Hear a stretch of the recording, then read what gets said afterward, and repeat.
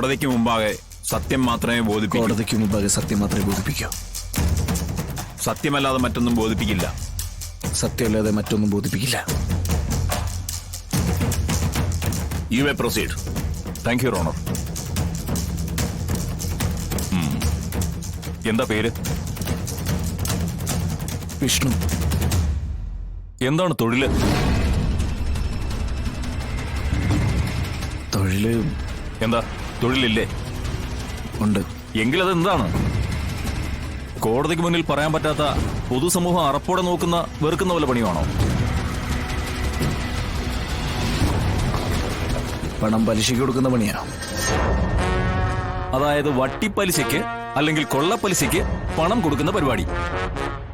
എത്രയാണ് പലിശ? 110 അല്ലെങ്കിൽ 15 അതോ 20? I object your owner. പ്രതി എന്ന് പറയുന്ന ആളെ മനഃപൂർവ്വം വട്ടിപ്പലിശക്കാരനായി മുദ്രകുത്തി കോടതിക്ക് മുന്നിൽ പ്രസന്റ് ചെയ്ത് കേസിന് ആവശ്യമായ ചോദ്യങ്ങൾ ചോദിക്കാതെ അദ്ദേഹത്തിന്റെ മാനസിക നില ദുർബലമാക്കുക മാത്രമാണ് പബ്ലിക് പ്രോസിക്യൂട്ടറായ എന്റെ സുഹൃത്തിന്റെ ഉദ്ദേശം. അത് അനുവദിച്ചു കൊടുക്കരുത് ബഹുമാനപ്പെട്ട കോടതി. യുവർ ഓണർ, വേലായുധൻ എന്നയാളെ ആളെ വിട്ട് കുത്തി എന്നതാണ് പ്രതിയിൽ ആരോപിക്കുന്ന കുറ്റം. അപ്പോ പ്രതിയുടെ തൊഴിൽ, സ്വഭാവം, പ്രവൃത്തികൾ എന്നിവയിലൂടെയൊക്കെ കടന്നു കയറേണ്ടതായി വരും. അത് മനഃപൂർവ്വം സൃഷ്ടിക്കുന്നതല്ല, സ്വാഭാവികമായി സംഭവിച്ചു പോകുന്നതാണ്. You carry on. Thank you your honour. നിങ്ങൾ നടത്തുന്ന, അതായത് പണം പലിശയ്ക്ക് കൊടുക്കുന്ന സ്ഥാപനത്തിന്റെ ബോർഡ് ജനങ്ങൾക്ക് മുന്നിൽ പ്രദർശിപ്പിച്ചിട്ടുണ്ടോ? ഇല്ല. അതെന്താ ബോർഡ് വയ്ക്കാത്തത്? ബിസിനസ് കൂടുതൽ കിട്ടാൻ ബോർഡ് വയ്ക്കുന്നത് നല്ലതല്ലേ? Your honour, 1958 money lenders act പ്രകാരം വാണിജ്യ ബാങ്കുകൾ തങ്ങളുടെ വായ്പയ്ക്ക് ഈടാക്കാവുന്ന പലിശ മാത്രമേ വ്യക്തികൾ കടമായി നൽകുമ്പോഴും ഈടാക്കാവൂ എന്നതാണ് വ്യവസ്ഥ. വാണിജ്യ ബാങ്കുകൾ അതാത് കാലങ്ങളിൽ നിശ്ചയിക്കുന്ന വായ്പാ നിരക്കിനേക്കാൾ 2% അതിൽ കൂടുതലോ പലിശ ഈടാക്കിയാൽ അത് വട്ടിപ്പലിശയായി കണക്കാക്കി നിയമ നടപടിയെടുക്കാം എന്നാണ് വ്യവസ്ഥ. ഇവിടെ പ്രതിയാക്കപ്പെട്ട വിഷ്ണുവും വിഷ്ണുവിന്റെ അമ്മ സത്യഭാമയും കൂടി ചേർന്ന് നടത്തിയിരുന്നത് വട്ടിപ്പലിശ ഇനത്തിലല്ലായിരുന്നു. അതുകൊണ്ട് തന്നെ ഈ സ്ഥാപനത്തിന് ഒരു ഓഫീസോ ബോർഡോ ഒന്നും തന്നെ കൃത്യമായി ഉണ്ടായിരുന്നില്ല. അതിന് കാരണം ഏതൊരു സ്ഥാപനവും നടത്തിക്കൊണ്ടു പോകുന്നതിന് അതിനൊരു ലൈസൻസ് വേണം യുവർ ഓണർ. അങ്ങനെ ഒരെണ്ണം ഇവരുടെ സ്ഥാപനത്തിന് ഉണ്ടായിരുന്നതേയില്ല. ലൈസൻസ് ഇല്ലാതെ സ്ഥാപനത്തിന്റെ ബോർഡ് വയ്ക്കാൻ പറ്റില്ലല്ലോ.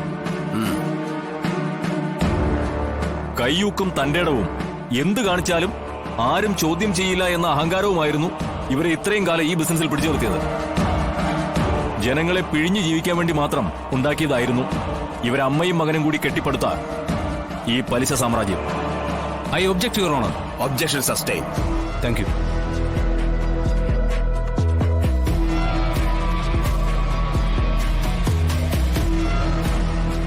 നാട്ടിൻപുറങ്ങളിൽ സാധാരണക്കാർ കൂടുതലും ആശ്രയിക്കുന്നത് ഇതുപോലുള്ള ചെറിയ ചെറിയ വട്ടിപ്പലിശക്കാരെയാണ്. ബഹുമാനപ്പെട്ട പബ്ലിക് പ്രോസിക്യൂട്ടറോട് ഒരേ ഒരു ചോദ്യം ചോദിച്ചോട്ടെ. നാട്ടുഭാഷയിൽ ഞായറാഴ്ച പാണ്ടി എന്ന് പറയുന്ന ഒരു കൂട്ടരുണ്ട്. 1000 കൊടുത്താൽ 2000 തിരിച്ചു കൊടുക്കണം. പക്ഷേ അത് ആഴ്ചയിൽ കയ്യിൽ കിട്ടുന്ന പോലെയൊക്കെ കൊടുത്താൽ മതി. സാധാരണ ഞായറാഴ്ചകളിലാണ് ഇവർ പണം പിരിക്കാനായിട്ട് വരുന്നത്. അതുകൊണ്ടാ സൺഡേ അണ്ണൻ, ഞായറാഴ്ച പാണ്ടി എന്ന ഓമന പേരിലൊക്കെ ഇവർ അറിയപ്പെടുന്നത്. സാധാരണക്കാർക്കിടയിൽ പണം കൊടുത്തുകൊണ്ട് ഇപ്പോഴും ഇവർ സജീവമായിട്ടുണ്ട് താനും. പക്ഷെ ഇവരാരും അവരവരുടെ സ്ഥാപനങ്ങളുടെ ബോർഡും പിടിച്ചുകൊണ്ട് പിരിവിന് വരുന്നതോ പണം കൊടുക്കാൻ വരുന്നതോ എന്റെ അറിവിലെങ്ങുമില്ല. ഇവർക്കാർക്കും ഇത് നടത്താനുള്ള ലൈസൻസ് ഉണ്ടാവാനും സാധ്യതയില്ല. സ്ഥാപനത്തിന്റെ ലൈസൻസ് പോട്ടെ, അവർക്ക് അവരുടെ വാഹനം ഓടിക്കാനുള്ള ലൈസൻസ് പോലും കാണില്ല. ഇതൊന്നും ആരും ചോദ്യം ചെയ്യുന്നില്ല. അവർക്കെതിരെ ഒന്നും ആരും പരാതിയായിട്ട് പോകുന്നുമില്ല. മൈ ലോർഡ്, എന്റെ കക്ഷി വിഷ്ണു ഒരു പെൺകുട്ടിയുടെ കല്യാണമാണെന്ന് പറഞ്ഞതുകൊണ്ട് മാത്രം ഒരു സഹായഹസ്തം നീട്ടിയതാണ്. കുത്തുകൊണ്ട വേലായുധൻ എന്നയാൾ പല കേസുകളിലെ പ്രതിയും ക്രിമിനലുമാണ്. കല്യാണ ആവശ്യത്തിനായി വാങ്ങിയ 10 ലക്ഷം രൂപ കൊടുക്കാതിരിക്കാനായി മനഃപൂർവ്വം വേലായുധൻ ഈ നിൽക്കുന്ന എന്റെ കക്ഷിയെ ഈ കേസിലേക്ക് വലിച്ചിഴക്കുകയാണോ എന്നും സംശയിക്കേണ്ടിയിരിക്കുന്നു.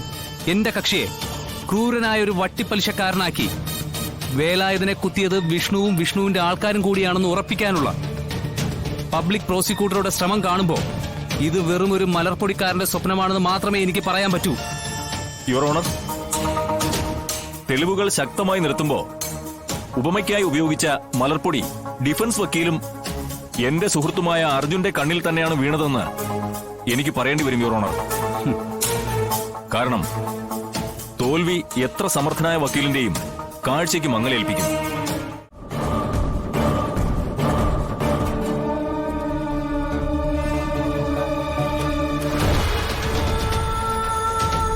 ഗോവിന്ദരാജ്, വയസ്സ് 58, വീട്ടുപേര് ശ്രീതിലകം. അങ്ങനെ ഒരാളെ കുറിച്ച് വല്ല ഓർമ്മയുണ്ടോ? ഒരു 10-12 വർഷം മുൻപുള്ള കഥയാ.